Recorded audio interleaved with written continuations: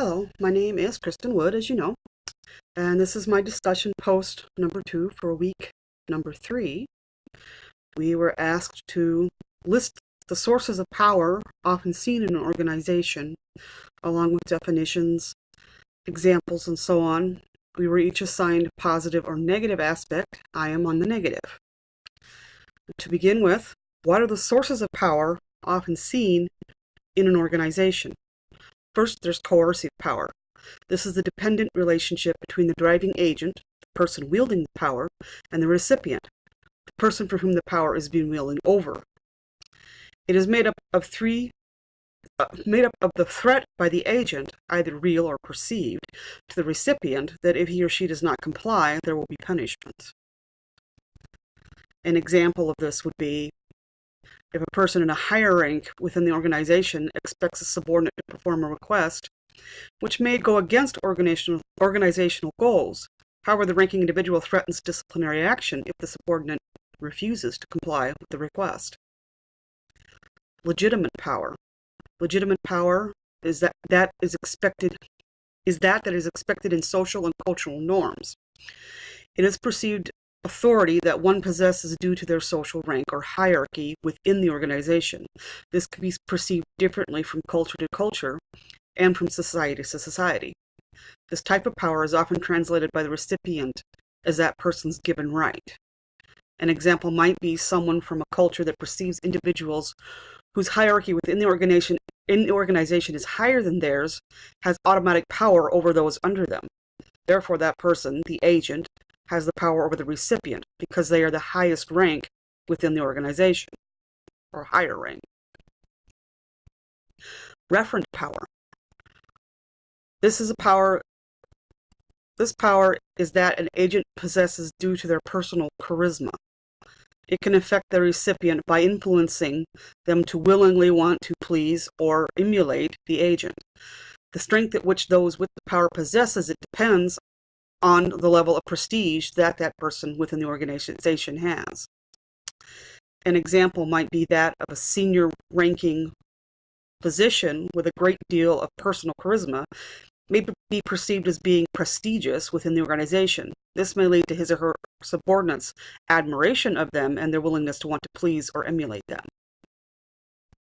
Expert power is power that is derived from the knowledge that is perceived by the recipient to be possessed by the agent.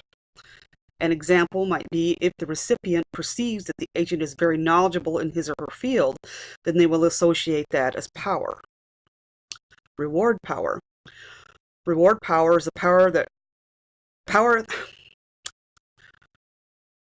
provides an incentive to the recipient in exchange for a reward of some kind. This reward can be in the form of praise or even recognition. An example might be a higher-ranking individual within the organization giving recognition to a subordinate in exchange for the subordinate complying with a request from the higher-ranking individual. Now we're going to go into the negative impacts of an organization when its members exercise political games or power play games, according to Mintzberg's political game framework. Mintzberg referred to the power and play within the organization as political game. He posited that the negative impacts of these types of political games within organizations can come in many forms. These forms of this political games are insurgency, or individual or groups within the organization resisting authority. An example might be workers from a particular department within an organization refusing to perform a certain task, claiming it not to be safe or hazardous in some way, and then giving this information to the public, putting the organization in a bad light. Counterinsurgency, or leaders within the organization fighting back against such resistance to their authority. Examples: organization leaders prohibiting communicating to the public by anyone not authorized to do so, with a threat of termination of employment for violating policy. Sponsorship, junior staff looking for patronage from those within the hierarchy. An example, an individual of lower rank within the department seeking out mentorshiping from one in a higher rank. Alliance building. This would be leaders attempting to build power through peer networks. An example might be forming coalitions to settle what is to be normal for support and cooperation. Empire building, or leaders within the organization accumulating or hoarding resources in order to build their power bases. An example might be to consolidate other departments within organizations. This would in turn broaden a leader's power base by giving the leader more areas of an organization for which they have control. Budgeting. This would be managers attempting to increase their budgets.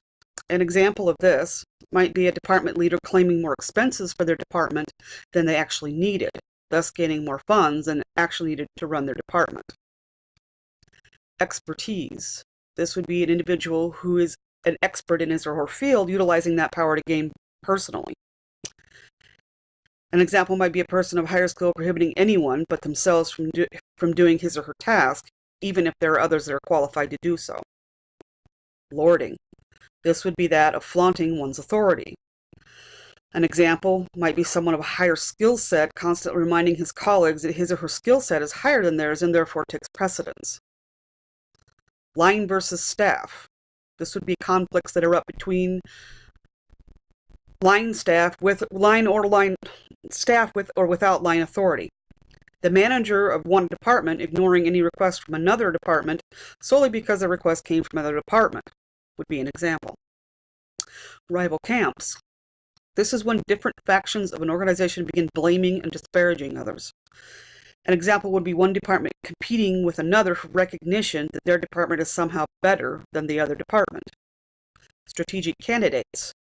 This is where individuals or groups within an organization advocate that specific individuals be hired for specific positions.